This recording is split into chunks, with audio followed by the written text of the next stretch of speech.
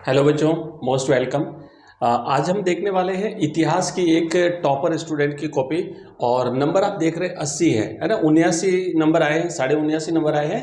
Round figure में उसके 80 number हुए हैं। ये कॉपी देखने से आपको बहुत सारी चीज़ें आपकी क्लियर होगी। और पिछली जो हमने एक कॉपी देखी थी, कल जो कॉपी देखी थी, उसमें कुछ बच्चों के कमेंट भी आए थे।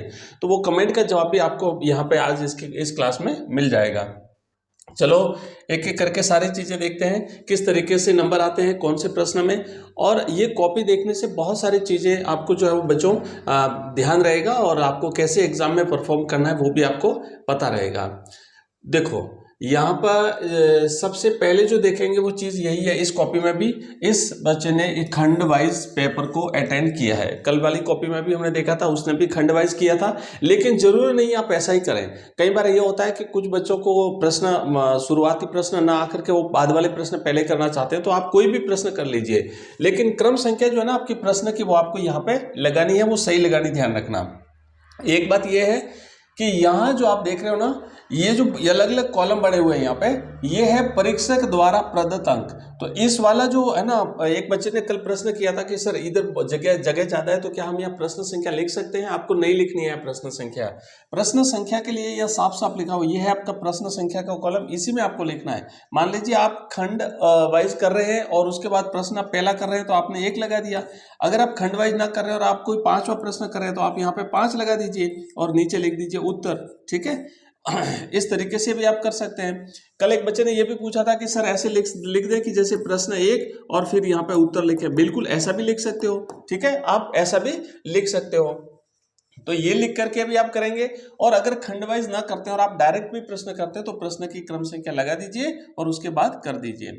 यहाँ पे क्यों नहीं लिखना है आपको, इस वाले कॉलम में क्यों नहीं लिखना है? क्योंकि ये परीक्षक के द्वारा अंक प्रदान करने के लिए दिया जाता है। और इसमें फिर क्या होता है, जैसे मान लो छोटे छोटे प्रश्न है, फिर उनका योग करना पड़ता है। जैसे आप यहाँ देख पा रहे हैं कि टोटल पहले वाले प्रश्न में टोटल 12 प्रश्न है, तो यहाँ पे 1 + 1 + 1 ऐसे टोटल योग किया जाता है। और अंत में यहाँ लिखा है 12। कई बार जैसे मान लो किसी 5वें प्रश्न मान लो 0 आया, तो फिर यहाँ पे 5वें में जैसे 0 करना पड़ता है। तो इसीलिए ये कॉलम आपको खाली रखना है, इसमें आपको नहीं लिखना है। अगर आपने अभी से पहले लिखा है तो कोई बात नहीं, लेकिन आगे मत लिखना। ये आपके प्रश्न संख्या लिखने के लिए है। और उसके बाद आप देखो, जैसे किसी बच्चे ने यहाँ पर भी लिखा है तो कोई बात नहीं, लेकिन आप यहाँ लिख दीजिए फर्स्ट करके। और फिर इसके बाद आप यहाँ पे लिखिए फर्स्ट का ये पहला हो गया, फर्स्ट का ये सेकंड हो गया। आप यहाँ पर भी लिख सकते हैं ये थर्ड हो गया, ऐसे भी आप लिख दें। अब देखो नेक्स्ट है, तो यहां देखो जैसे पहला लिखा, तो पहले का राइट ऑप्शन क्या है, उसने अ लिख दिया। और अ का जो ऑप्शन, उसमें जो आंसर लिखा हुआ था वो चंद्रगुप्त था, तो लिख दिया। दूसरा प्रश्न देखो लिखा है, फिर इसमें स लिख दिया इस बच्चे ने। ऑप्शन जो राइट है वो स है, और स का आंसर जो है वो दसपुर है। इसके बाद फिर ऐसे इस तरीके से आप लिखते जाइए। ऐसे जो लिखने का है ना बेस्ट तरीका, बहुत सारे बच्चे टेबल बना करके भी करते हैं। जैसे मान लीजिए यहाँ पे आपने टेबल बना दी है ना, तो आप टेबल बना के अगर ऐसे लिखना चाहे तो भी लिख दीजिए। यहाँ पे आप एक तरह से लिखा, एक तरह तो लिख देंगे। यहाँ पे प्रश्न संख्या रहेगी आपकी, है ना, प्रश्न संख्या। तो यहाँ पे आपके ऊपर आपने प्रश्न संख्या लिख दी, ये 1 2 3 4 5 6 12 तक। उसके बाद यहाँ पे आपने उत्तर लिख दिया, तो पहले में अ राइट है, दूसरे में स राइट है। इस तरीके से भी लिख सकते हो, लेकिन आप ऐसे लिखें तो बेस्ट रहेगा, क्योंकि इसमें आंसर का भी पता चल जाता है। और ज़्यादा कांटा छाटी नहीं करनी है, बिल्कुल राइटिंग साफ सुथरी होनी चाहिए। और एक प्रश्न के बाद में एक लाइन खाली छोड़ दीजिए। यहाँ पे तो बच्चे ने 2-2 लाइनें खाली छोड़ी है, एक लाइन खाली छोड़ दीजिए। ज़्यादा भीड़ भाड़ में नहीं लिखे, कॉपी बड़ी होती है, शानदार ढंग से आराम से आप लिख सकते हैं। ठीक है, तो आगे बढ़ो। देखो वाकाटक पूछा है, उसके बाद देखो अलबिरूनी हो गया, पाटलिपुत्र हो गया, बनावली हो गया, ये सारे आंसर है। मोहर है। प्रश्न पत्र देखिए, आप प्रश्न देखिए और प्रश्नों के साथ इन आंसर को मिलान कर लीजिए, आपको शानदार ढंग से समझ में आ जाएगा। उसके बाद देखो ये 12 प्रश्न थे, तो 12 नंबर आ गए, हमने देखा ऊपर उसने। उसके बाद दूसरा जो प्रश्न है रिक्त स्थान की पूर्ति वाला, तो रिक्त स्थान की पूर्ति में भी ध्यान रखो, प्रश्न नहीं लिखना है, इसमें भी केवल आंसर लिखना है। कल जो हमने कॉपी देखी थी उसमें बच्चे ने प्रश्न भी लिखा और ब्लैक पेन से उसने वहां पे आंसर भी लिखा है। तो यहाँ पे देखो ब्लैक पेन, एक ये ब्लैक पेन वाला ना बहुत सारे बच्चे पूछते हैं सर यूज कर सकते कि नहीं कर सकते। बोर्ड अगर आपके सेंटर पे आपको यूज करने दिया जा रहा है तो करिए। ये टॉपर स्टूडेंट की कॉपी है, इसने भी ब्लैक पेन से लिखा है रिक्त स्थान की पूर्ति। आप समझ रहे हो, प्रश्न की संख्या इसने दूसरा लिखा है, ये ब्लैक पेन से लिखा है, तो लिख लीजिए, चिंता मत करिए। लेकिन ब्लैक और ब्लू के अलावा दूसरा कोई पेन यूज ना करें।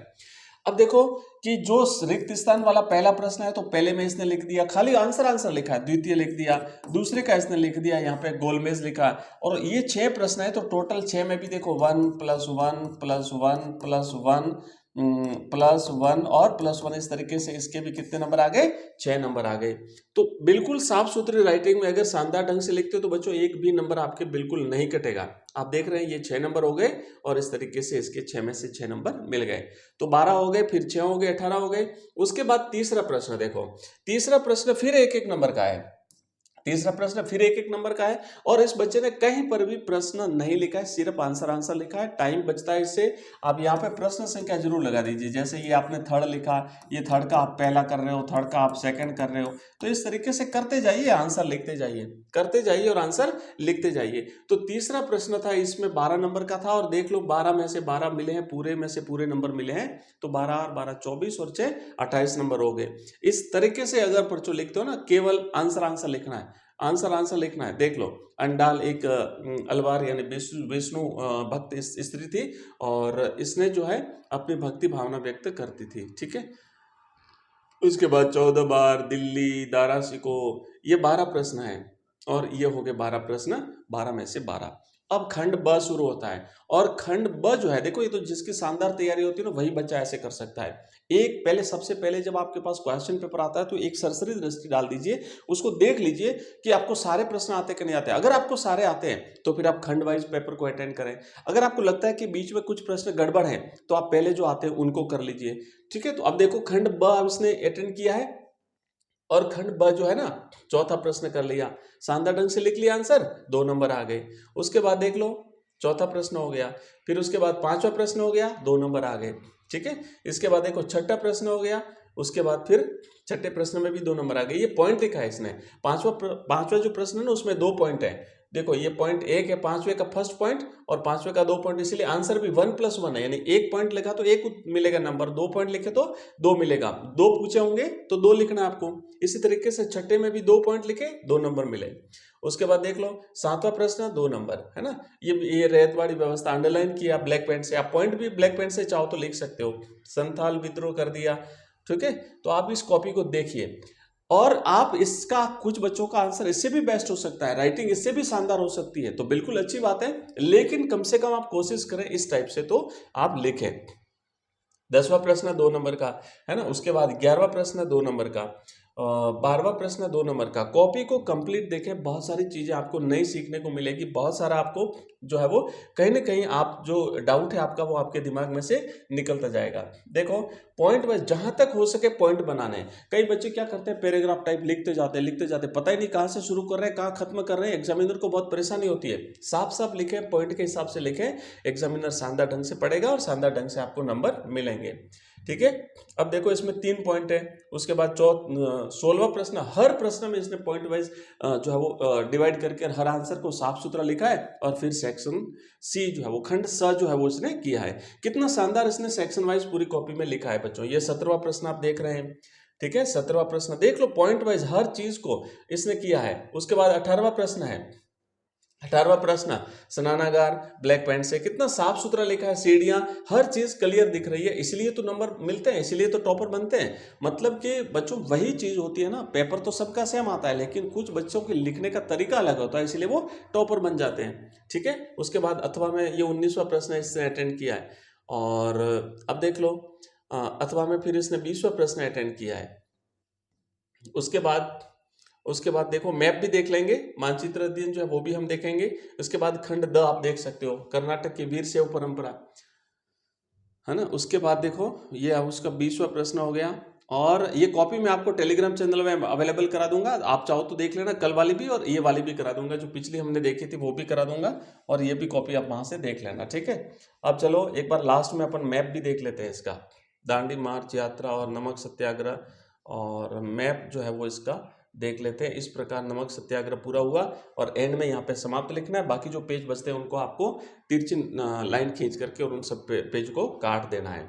अब देखिए ये जो मैप देखो, तो इसमें 4 नंबर का बच्चों मैप आया था, आप देख रहे हैं ना, ये 4 नंबर का मैप आया था, और पूरे 4 में से 4, ये अजमेर हो गया, है ना, ये अजमेर हो गया, मेरठ हो गया, ये कटक हो गया उड़ीसा, ये सूरत हो गया गुजरात। तो 4 में से 4 नंबर, ठीक है, 1 2 3 4, ठीक है। हाँ, तो ये इस तरीके से देखो, ये कॉपी हमने देखी, हिस्ट्री की कॉपी देखी है, और मानचित्र इसको वापस से रिपीट किया है। हाँ, ये 2 बार दिया है, वही एक ही प्रश्न है, ठीक है। बस बाकी के जो सारे प्रश्न बचते हैं उनको आपको तिरछा क्रॉस कर देना है। तो कैसी लगी आपको ये कॉपी मुझे बताइए, कमेंट बॉक्स में बताइए। और किसी सब्जेक्ट की कॉपी अगर आप चाहते हैं तो मुझे बता दीजिएगा। इसी सब्जेक्ट की और अगर दूसरी कॉपी 2 3 4 कॉपी, जितनी कॉपी आप चाहेंगे मैं उतनी बता दूंगा। आप मुझे कमेंट बॉक्स में कमेंट करिएगा। अगर ये क्लास पसंद आई है तो वीडियो को लाइक करना बिल्कुल भी ना भूलें, और अपने दोस्तों के साथ शेयर करें, ताकि वो लोग भी इस कॉपी को देख करके, जो किसी के मन में डाउट है, कोई डर है, वो दूर हो जाएगा और वो भी अपना बेस्ट परफॉर्मेंस दे पाएंगे। तो मिलते हैं अगली क्लास में, तब तक के लिए जय हिंद, जय भारत।